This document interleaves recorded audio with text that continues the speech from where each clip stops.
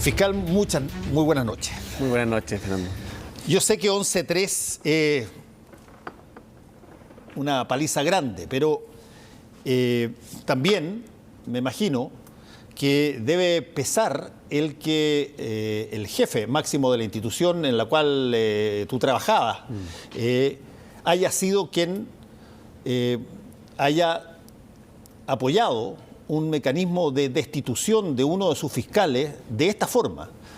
Por mucho que uno gane, al final está dentro de una institución que probablemente respetas y que valoras y que quisiste estar ahí, que te ha puesto en entredicho y ha cuestionado tu conducta en varias instancias. Sí, la verdad que es una institución a la que respeto, valoro y le debo toda mi carrera profesional, digamos. Toda mi formación fue en la Fiscalía. Yo ya llevo casi 20 años, entré el año 2001, de los primeros fiscales, participé en los procesos de instalación de la reforma de varias regiones. La verdad que la valoro, la respeto y la quiero muchísimo, digamos. Y ahora en relación a la gravedad de la remoción, claro, el acto más grave que se puede en definitiva realizar con respecto a un fiscal regional, que es la solicitud de destitución del propio fiscal nacional, porque también lo pueden pedir los diputados, como ha ocurrido, por ejemplo, se pidió en la Araucanía en su momento, pero que sea el propio fiscal regional, el propio fiscal nacional el que solicite la destitución, es el caso más grave, que ya había ocurrido una vez cuando Guillermo Piedrabuena y que habría terminado este proceso de la destitución de la fiscal regional de la Araucanía, y esta era la segunda vez que ocurría.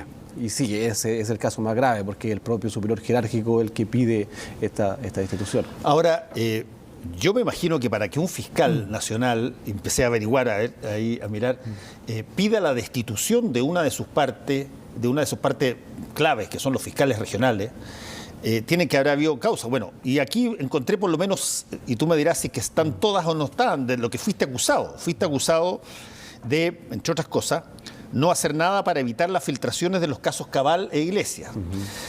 De negar el apoyo a una fiscal en el caso Cabal, a Marcia Allende, y incluso que ella dice que hubo destrucción de pruebas en determinadas cosas. Después, ordenar a una asistente de filtrar a un periodista antecedentes reservados del caso Iglesias. Cuarto, no avisar al fiscal nacional de una investigación penal donde tú eras imputado. Y en quinto lugar, hay toda una situación ahí con unos WhatsApp, que hay una comunicación entre tú, tu hermana y tu cuñado, sobre una situación que tú habrías informado a ellos que no correspondía esa situación. Bueno, no son cosas pequeñas, digamos, todo esto. El fallo, que todavía no lo conocemos, porque entiendo que va a ser, se supone que desacreditaría todo esto o, te lo voy a poner, como hubo sumario en cada una de estas cosas, en una de esas lo que dice el fallo es ya hubo sumario para esto y no se encontraron responsables ni menos al fiscal regional, por lo tanto, ¿para qué profundizar en exactamente lo mismo? Sí, claro, acá lo que nosotros alegábamos y lo que alegaba mi defensa, a la cual le agradezco precisamente la excelente exposición que tuvo en el Pleno, fue precisamente uno de esos, que ese factor, que es que nadie puede ser condenado 2 veces por la misma conducta, que es un principio rector del derecho penal y también del derecho administrativo sancionatorio, que fue desconocido por el propio fiscal nacional, digamos. Eso ya... Esto de que había habido sumarios y todos los sumarios había salido bien de aquí. Claro, hay sumario en que fui sancionado y que lo estaba utilizando nuevamente para sancionarme, y había un sumario en que había sido sobreseído y en los cuales estaba utilizando para sancionarme, lo cual es desde ya ilógico desde el punto de vista de cualquier persona y desde el punto de vista de un abogado que se dedica al derecho penal o sancionador, es realmente insólito. Y los otros casos, claro, así expuestos aparecen como graves, pero explicados durante la audiencia de prueba, mencionaré solo 2, de que entregué antecedentes para a mi hermana, antecedentes del registro. ¿Para qué? Para iniciar una persecución penal en contra de mi sobrino, quien fue con posterioridad detenido. O sea, se utilizó el sistema para activar, en definitiva, el proceso penal. Se utilizó para los fines del mismo, y que no son antecedentes secretos, como lo ha dicho también reiteradamente la Corte Suprema. Además, que yo no avisé precisamente, otro antecedente, que yo no avisé de esa investigación penal en que era imputado. Yo sí avisé al que era fiscal nacional subrogante en ese momento, Pablo Gómez, el que me contestó ese día que no estaba subrogando, pero se acreditó durante el proceso que era mentira y que sí estaba subrogando. con la misma prueba que me da el Ministerio Público. En consecuencia, todas esas imputaciones, la verdad que fueron bastante desprolijas y fueron presentadas de una mala manera en el escrito de remoción. Sin ir más lejos y con lo que culminó el alegato, mi abogado se me estaba pidiendo sancionarme por una norma que no existe en la ley orgánica constitucional del Ministerio Público. Ese fue el nivel de esta presentación, que lo que sí podemos decir es que al menos no se estimaron con la gravedad suficiente como para, en definitiva, producirse la destitución de un fiscal regional. Ahora, hay otra situación que quizás reviste un carácter distinto, porque es de un fiscal subordinado tuyo que te acusa a ti, que es Sergio Moya. Sí. Y ahí hay acusaciones también, tengo algún tipeo que te acusaron de tráfico de influencia, de obstrucción a la justicia.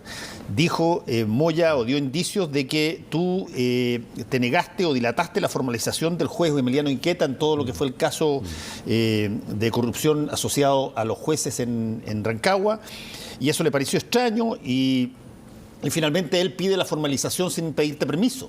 Sí. Bueno, todos esos antecedentes fueron de que no fueron acreditados en el proceso administrativo, y no solo no fueron acreditados, sino que fueron desacreditados con prueba en contrario. Todas las acusaciones de cohecho, de tráfico de influencias, de favorecimiento, todas esas acusaciones fueron descartadas en el proceso administrativo y también en el proceso penal, en las cuales no fueron objeto de formalización de la investigación. En consecuencia, encontramos el inicio de esto en abril del año pasado, en su génesis, una denuncia efectuada con publicidad y con conocimiento del fiscal nacional de hechos falsos. Esos hechos graves imputados de corrupción fueron todos falsos, y no porque no se acreditaron, sino porque hay prueba en contrario de aquello. En consecuencia, todo lo que quedó de todas esas imputaciones fue lo que se presentó ante el Pleno de la excelentísima Corte Suprema, y que en definitiva rechazó la solicitud de remoción. Sí, hay otra cosa que reviste un caso que probablemente ha sido de los casos más potentes y más fuertes en materia de escándalos asociados a las presidencias, que fue el caso Cabal, donde Moya también señala que en el caso Cabal pediste tú el procedimiento abreviado de Germán Chadwick Larraín, porque eventualmente, si es que había juicio, podía perjudicar al gobierno entrante que venía, que era el del gobierno del presidente Piñera. A ver, esas imputaciones también fueron absolutamente descartadas, y habían otras mucho más descabelladas. Se decía en lo que fue esa denuncia que yo me reuní en un asado con ese entonces el ministro del Interior y con un abogado para ponerme de acuerdo con ellos, en definitiva, y derribar al fiscal nacional y ser yo fiscal nacional. Son imputaciones... Sí, eso también lo dice Moya. Sí, francamente ridícula. Sí, y que hubo también tráfico de influencia en mi nombramiento. Yo he sido el único fiscal regional en Chile al cual se le ha examinado todo su proceso de nombramiento y no se acreditó absolutamente nada, o se desacreditó con prueba en contrario, que no hubo ningún tráfico de influencia. O sea, nos encontramos en un principio con una gravedad de denuncias efectuadas con publicidad que al final resultan ser falsas, y lo que queda se somete ante nuestro máximo tribunal y se desecha. Yo no entiendo la resolución de nuestra excelentísima Corte Suprema como una que me favorezca, sino que una que significa un rechazo a la solicitud del fiscal nacional, que en definitiva fue bastante contundente. Yo te hice toda esta antesala en términos de las cosas objetivas por las cuales tú estabas siendo destituido, porque supongo que mucha gente no sabe el detalle de cuáles son las razones en cada caso, pero sí conocen algunos de estos casos. Sí. Y te quería preguntar sobre algunos de estos casos. Por ejemplo, en el caso Cabal, tú estuviste ahí viendo el caso Cabal. En el caso Corpesca, tú fuiste, voy a partir por cualquiera, Cabal. ¿A ti te parece que quedó total y absolutamente, meridianamente claro todo lo que ocurrió en el caso Cabal con las sanciones mínimas o inexistentes que hubo? Sí, en el caso Cabal, lo que yo puedo dar fe desde que llegué y asumí ese caso es que faltaba toda la investigación de la sociedad Cabal en cuanto a sus dineros. Y es por eso que cuando yo llego solicito la creación de un equipo especial de OS9, el que en definitiva completa absolutamente esa investigación, en ese caso, que era lo que faltaba. El resto fue llevado a juicio oral, se obtuvo una condena y el resto se ha ventilado todo en tribunales, digamos. O sea, se realizó una investigación bastante completa y exhaustiva respecto de todos los partícipes, que es lo que he hecho siempre, ¿sí? Y es lo que pedí yo también desde un inicio. O sea, frente a esas imputaciones falsas, vean la conducta que he tenido históricamente como fiscal. Que yo favorecía, que yo era de derecha y favorecía al presidente. Por favor, si recordemos cuando trabajaba con el fiscal nacional Sadas Chaguán, a mí me correspondió la formalización de Jaime Orpiz, de Jovino Novoa, de Claudio Guiluz. Claro, en ese momento yo era un comunista, digamos, que perseguía a la derecha. Luego también a quien me correspondió perseguir conforme al mérito de la investigación, yo lo perseguí del lado que fuera. En consecuencia, si uno analizaba esos antecedentes fríamente, desde un momento eran posible concluir que eran ilógicos. De ahí la gravedad de que se haya tomado, porque denunciantes falsos vamos a tener toda la vida. La gravedad es que quien toma una decisión sin, en definitiva, hacer una adecuada investigación respecto a esos antecedentes falsos y toma decisiones como, por ejemplo, suspender a un fiscal regional. Yo ya llevo casi un año suspendido, 9 meses, 10 meses más o menos suspendido, por esos graves hechos que al final resultaron ser falsos. Y ahora sigo suspendido e imposibilitado de ejercer la función constitucional a la cual estoy llamado. Hay un par de cosas que, como a ti te tocaron estar en 2 casos que probablemente marcaron y que contribuyeron en gran medida, junto a muchas cosas más, porque a ti te tocó una parte de ello, pero a que se vinieran abajo cierto tipo de leads. Tú estuviste detrás de la investigación en el caso Iglesia, básicamente, donde, más aún, citaste al ex arzobispo Errázuriz y al el ex arzobispo Esati en calidad de imputado. Así es. Ese fue uno. Y el otro fue el caso Corpesca que tú mencionaste. Sí. Donde tú advertiste, por lo menos así lo hiciste en algunas entrevistas que vimos, que ahí hubo delito, sí, en la confección de la ley. Sí. Bueno, ¿cómo se explica que habiendo habido situaciones donde se investiga tanto este tipo de cosas, a la corta tú tengas básicamente a 1 o 2 personas procesados o en calidad de sentenciados por el caso Corpesca, prácticamente no tengas a nadie en el caso de Iglesia, salvo los que la propia Iglesia Católica ha decidido quitarles o suspenderlos de sus funciones? Y en el caso del, por ejemplo, financiamiento ilegal de la política, que forma parte de lo que eventualmente podemos entender como Corpesca, después de todas las investigaciones no haya habido prácticamente nada. Sí, pero respecto de eso, yo puedo dar fe de lo que hicimos en su momento, el trabajo del equipo que unió el fiscal nacional anterior, don Sadas Chaguán, y que nos llama a Carlos, Pablo y Carmen Gloria a trabajar junto a él.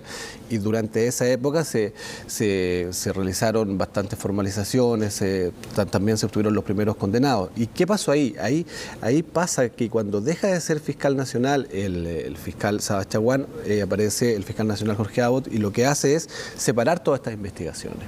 Y la separación de investigaciones evidentemente debilita las mismas, es una regla de lógica, cualquier investigación de que se trate. Y ahí cada uno de los fiscales de manera independiente realizó su investigaciones que esas no conozco y que quizás encontraron antecedentes que desvirtuaban o que no se repetían en la otra para encontrar delito, digamos. Porque recordemos, en lo que a mí respecta, cuando a mí se me asigna Corpesca, yo lo primero que hago es verificar que al menos existían indicios de otras pesqueras de la zona sur y sur austral, por lo tanto abro otras aristas que fueron las IPES y FIPES, que luego precisamente aparece este reportaje en la tercera cuando yo digo que se acreditó, fue el día en que quedó en prisión preventiva el senador Jaime Orpiz, que yo señalé que se acreditó con el estándar de prisión preventiva que en la formación de la ley de pesca hubo corrupción.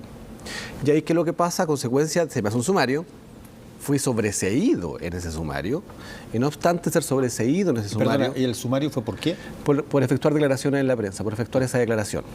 Y hay declaraciones mucho más fuertes efectuadas por otros fiscales, sobre todo en aquella época, pero bueno. Y yo fui sobreseído en ese. No obstante haber sido sobreseído por el fiscal regional Andrés Montes, lo que pasa ahí es lo mismo de lo anterior. separar investigaciones. Se separan las investigaciones. Y esas que estaban juntas, una queda a la Centro Norte, otra se va al Biobío y otra se va a Coyhaique. Y ahí vimos que no tuvieron más avance. Desconozco la razón por la cual no tuvieron más avance. Quizás los fiscales que las tomaron no tuvieron los indicios suficientes que sí tuvimos nosotros al inicio para proceder a las formalizaciones. Que es lo mismo, y en el caso de la Iglesia, claro, nosotros como equipo investigativo en la región comenzamos con unas denuncias pequeñas que la empezamos a ampliar y llegamos a los allanamientos de muchos obispados, del arzobispado, y encontramos muchísima investigación y con gran satisfacción pudimos rescatar causas de la prescripción, con gran satisfacción pudimos ahora va a juicio oral en lo que era estos abusos cometidos por el canciller del arzobispado de Santiago.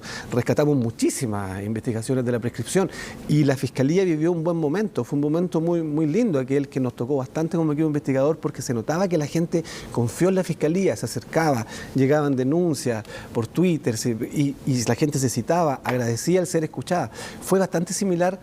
A mí, la verdad, yo soy un agradecido. Me ha tocado participar de los dos periodos en que la Fiscalía ha estado más reforzada.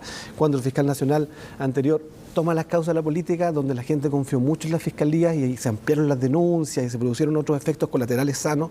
Y en la de la Iglesia, donde, ¿qué pasa? La gente se atrevió. Y no obstante, por ejemplo, saber que sus delitos estaban prescritos, ellos venían a entregar los antecedentes para encontrar verdad. En consecuencia, en lo que respecta a mis actuaciones, y como siempre las entendí, fueron bastante públicas, porque yo entiendo la función del fiscal como quien debe explicar, sin decir, porque yo siempre fui respetuoso también de la presunción de inocencia aquí, y se pueden revisar mis declaraciones, lo que decían. Yo nunca dije antes de que una persona fuera condenada que fuera culpable, por ejemplo. Siempre fue mi afán de hablar, de comunicar, era que la gente entendiera temas tan áridos como, por ejemplo, el encubrimiento en la Iglesia Católica. Y esos conceptos, ¿para qué? No para enseñar, porque tampoco soy profesor, sino que para aquel que estaba sufriendo aquello, fuera y me entregara antecedentes. Y se produjeron muchísimos. No llegaban antecedentes de Colombia, no llegaban antecedentes de España. ¿Por qué no hay sentencia? Bueno, ahora debería venir aquella sentencia del...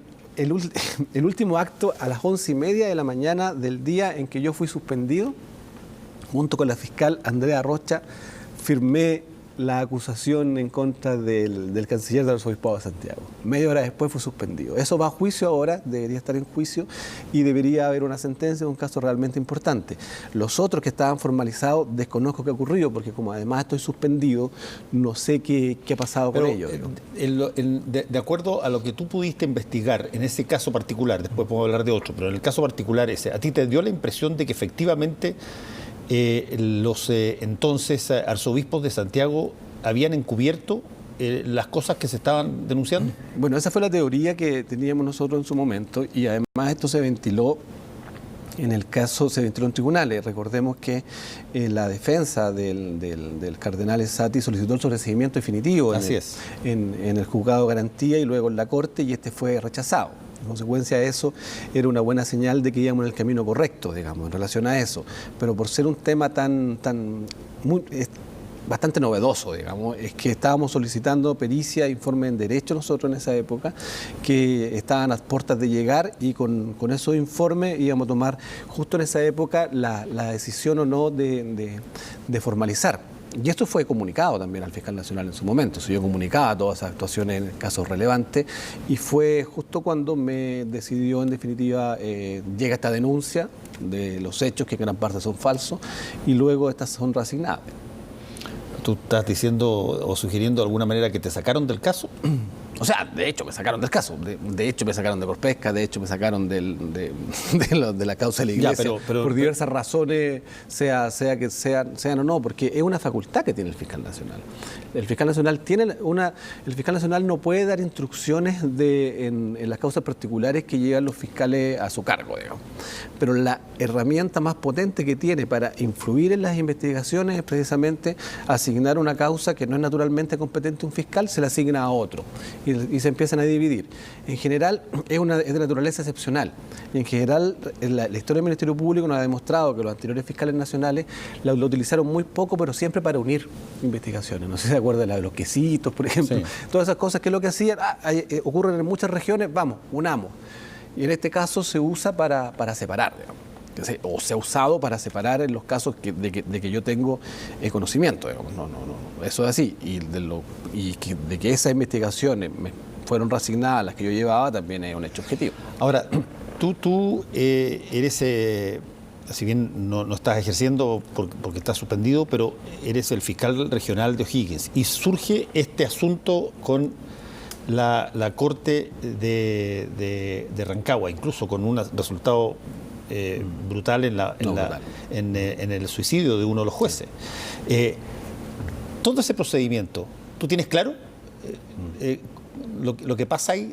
Si es que hay efectivamente lo que se dijo en algún momento dado, que había un contubernio, había una situación que ligaba a jueces con políticos y con un montón de cosas, que ahí había una camarilla que era, si no corrupta, por lo menos irregular. Los antecedentes que hubo en su momento y los que tuve conocimiento, sin por mencionarlo en concreto, evidentemente, me llevaron, por ejemplo, a hacer la denuncia administrativa ante la ministra visitadora. Y esa denuncia administrativa fue la que, en definitiva, origina todo el proceso que culmina en la remoción. O sea, ¿te das cuenta, Fernando? Es todo ilógico. Yo favorecía a Elgueta, pero a la vez yo soy el que presentó la denuncia administrativa que culminó en el proceso de remoción de 2 ministros. No tiene sentido. Todos estos son sinsentidos que ahora lo estamos aclarando poco a poco. Ya, pero alguien podría decir, porque esta cosa está llena de cosas así, pero no cayó Elgueta. O sea, fue removido. Sí, pero la remoción de los jueces dejó de alguna manera como sin que estuviera claro si es que efectivamente había una cosa más profunda. Sí, pero ahí están las investigaciones en curso. Las investigaciones en curso ahora las lleva el fiscal regional de la zona sur de Santiago, don Héctor Barros, que ha solicitado formalizaciones, son hechos públicos y que siguen adelante. Digamos. No son investigaciones que estén botadas en lo que se ve y en lo que conozco y en lo que puedo decir. Digamos.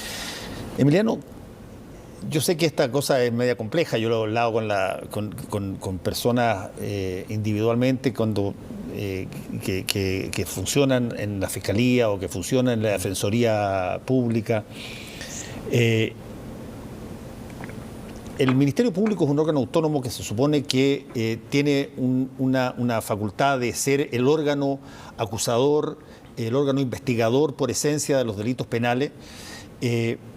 Pero últimamente, algo que se contempló en su construcción hace algunos años como un hito de modernidad, de quitarle a los jueces la capacidad que tenían de ser simultáneamente quienes investigaban, quienes acusaban y quienes fallaban. Era bien difícil la situación de conflicto de interés ahí cuando un juez, ¿quién iba a pensar que iba a fallar contra su propia acusación? Pero se creó el Ministerio Público y se dijo que era un gran avance y todo lo demás, y durante mucho tiempo funcionó, creándose un montón de estudiantes de Derecho, encontraron pega a lo largo del país y hoy día son abogados o siguen en la Fiscalía, y de pronto empiezan a pasar cosas en la Fiscalía que yo creo que están en gran medida asociadas a lo que fue el escándalo de financiamiento ilegal de la política, la relación con el Servicio de Impuestos Internos, con los gobiernos de turno, y empiezan a salir fiscales que tenían una imagen de extraordinariamente diligentes. ¿Cuál es la situación? ¿Cómo lo ves tú desde dentro? Sí, bueno, era un ejemplo para Latinoamérica, digamos, el proceso de instalación del Ministerio Público, el proceso de gradualidad, de cómo fuimos poco a poco por regiones y en definitiva instaurándose el sistema acusatorio, también con la Defensoría Penal Pública. Aquellas peleas de antaño eran tremendas, fue un proceso bastante ejemplar. Yo creo, en definitiva, que a esta altura lo que ha faltado es haber ido perfeccionando, haber ido reconociendo los errores que se han cometido en el interior del Ministerio Público y perfeccionarse. Como por ejemplo, este tema de la autonomía, confundirlo con la ausencia de control. Yo sinceramente creo que debe existir un control externo por parte de él, que hacia el Ministerio Público. Un ejemplo fundamental. Los fiscales regionales son aquellas personas que ejercen la acción penal pública en realidad en las regiones. A ellos les corresponde ver los delitos, cumpliendo las directrices del fiscal nacional, por cierto. Y ocurre que las investigaciones administrativas, por ejemplo, que sufren los fiscales regionales y que son sancionados por el fiscal nacional, que cumple la función de juez en ese caso, no admiten una revisión. Esa es una aberración jurídica que todos los tratados internacionales, en definitiva, establecen como obligación de que los países, en definitiva, establezcan una doble instancia. Tiene que haber un tercero que revise esas sanciones. Y eso es lo que no hay. Y eso deja precisamente a los que son las cabezas del Ministerio Público en las regiones bastante debilitados. Hay que proteger a los fiscales. Y además, y no es porque lo diga yo, sino que además esas son las directrices de las Naciones Unidas en relación al trabajo de los fiscales. Se debe proteger a los fiscales, se debe proteger a los fiscales de las denuncias falsas, se deben hacer investigaciones respecto a los fiscales que sean bastante rápidas, que sean rápidas. ¿Por qué? Porque ¿a quién se ataca? Antes en el sistema antiguo se atacaba a las policías, a los que investigaban, porque se desacreditaban a aquellos. Luego, cuando cambió, ¿a quién se desacredita? A los fiscales. ¿Cuántas querellas se presentaron en mi contra? De la que fui sobreseído, porque al que se ataca es el fiscal. Y eso pasó siempre. Y cuando estaba, por ejemplo, el fiscal nacional Sadas Chaguán también, se nos pedían querellas, se nos pedían sumarios, se nos pedían una serie de cosas, y él lo resistió durante toda aquella época, para no debilitar la figura del fiscal. En consecuencia, lo que se necesita aquí, creo yo, y siguiendo modelos internacionales, es un control de las actuaciones del fiscal nacional. Lo que no tiene nada de malo. ¿Qué tendría de malo que la Corte, por ejemplo, pudiera revisar en su mérito las sanciones que aplica el fiscal nacional? No solo a los fiscales regionales, sino que también, por ejemplo, a los funcionarios. Los funcionarios ahora que también hay casos de que se han sido decretados por parte de los tribunales laborales, porque ahí se ha encontrado una salida para los funcionarios que reclaman tutores laborales. Se han fallado a favor de los funcionarios por habérsele aplicado sanciones arbitrarias. Pero los fiscales regionales, que son la cabeza... Pero no sería raro que la Corte a la que los fiscales tienen que ir sea la que revise las actuaciones eventualmente que haga el fiscal nacional respecto de su propia gente. ¿No se te produciría un pequeñito problema de conflicto de interés ahí? No, pero podría ser la Contraloría. Sí, hay que estudiar el sistema. Podría ser la Contraloría. Todo termina en Contralorito. Todo termina en el famoso Contralorito. Pero podría ser la Contraloría, hay que estudiar el sistema. Yo no soy un estudioso de esos sistemas. Lo que sí puedo ver es las consecuencias y que se va bastante aparejado con lo que acaba de ocurrir ahora. Si ahora es nosotros con mi defensa pedimos desde el primer día que ojalá estas investigaciones sean en definitiva ágiles, que nos permitan llegar luego ante los tribunales. Pues bien, la primera vez que llegamos ante los tribunales nos fue bastante bien. Sin conocer el fallo quizás qué es lo que puede decir, pero al menos lo que sí es posible constatar es que fue un fallo contundente que no le dio razón al fiscal nacional. Déjame hacerte una última pregunta. La ciudadanía, por lo menos lo que ha expresado en un montón de situaciones y en los desganos, en las redes sociales en general, tiene la sensación que todo el caso que se ventiló respecto de el financiamiento ilegal de la política desde casi el 2013 para adelante terminó y sucumbió en gran medida en términos de resultados concretos, más de los que se conocen simbólicamente hablando, en una suerte de acuerdo político, judicial, de que esto, como era transversal y afectaba a varios gobiernos, francamente tuviera 2 o 3 símbolos para ser castigado, coscacho aquí, lo dejan sin comer, pero todo el resto no pasaba. El Cordero de Dios, digo. Exacto. Ustedes eran las personas que estaban ahí. Y te lo pregunto directamente, ¿tú sientes de que hubo algo de eso o no? A ver, sin entrar y siendo respetuoso con mis colegas fiscales regionales que tomaron las decisiones con posterioridad, lo que yo creo que no fue una buena idea fue separarla. Porque si eran lo mismo. Si lo que hizo el fiscal nacional Sadas Chaguán estaba dando resultados. Nos reuníamos, era un equipo bastante afiatado, conversábamos las causas, todos sabíamos de qué estamos hablando. Y eso evita decisiones contradictorias, que uno sea más persecutor que otro. Si en definitiva uno está para dar la cara y ser responsable. de todos los casos. Y en ese momento fue el fiscal nacional. Bueno, si el fiscal nacional entrante no estuvo oportuno tener él esas investigaciones, se debieron, creo yo, haber centralizado en un solo fiscal, porque ese sería el responsable. Y con esa persona es el que tendría que dar cuenta por todos los casos, en su conjunto. Pero ¿qué pasó al separarlos? De que se da una suspensión condicional por un lado, de que se formaliza una persona jurídica acá, pero a esta otra persona jurídica no se le formaliza, que se otorga una suspensión acá, que acá se da un procedimiento abreviado. En definitiva, son decisiones contradictorias que la forma de solucionarlo, que la establece el propio Código Procesal Penal, es mediante la agrupación de esas investigaciones y la asignación de un solo titular. Yo creo que eso es, en definitiva, lo que lamentablemente lleva a esta impresión de que no pasó nada, la separación. Sí, en definitiva, para investigar adecuadamente hay que unir, no separar. ¿Y eso te parece diseño o te parece una herramienta que puede haber resultado equivocada, pero una herramienta perfectamente fácil, susceptible de ser usada? Yo creo que es diseño. Yo creo que de verdad, ojalá en época de cambio se discuta y se pueda crear lo que existe de una fiscalía especializada a nivel nacional. Es una solución bastante fácil y está a la mano. Un fiscal especializado a nivel nacional en crimen organizado. ¿Qué es lo que tienen en la Audiencia Nacional en España? ¿Qué es lo que tienen en otros lados?